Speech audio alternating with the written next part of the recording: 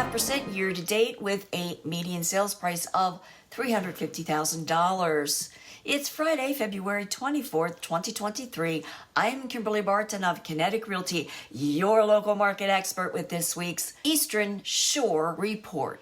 You need to know what the local market is doing, so be sure to subscribe for weekly updates.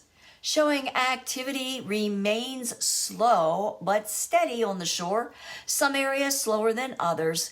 Fewer homes went under contract this past week. Available homes fell again this week to 1,026 homes for sale, following a trend in other parts of Maryland. 77 homes came on the market since my last report.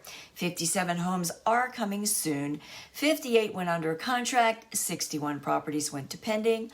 A healthy rise in contracts.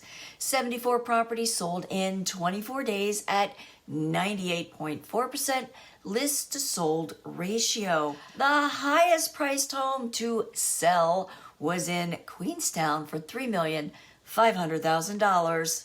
92 rental homes are available at $1,795 per month and on the market for 46 days thus far. Got questions? Let me give you the facts. Call me. That's a wrap for this week's Maryland Eastern Shore Report for Friday, February 24th, 2023.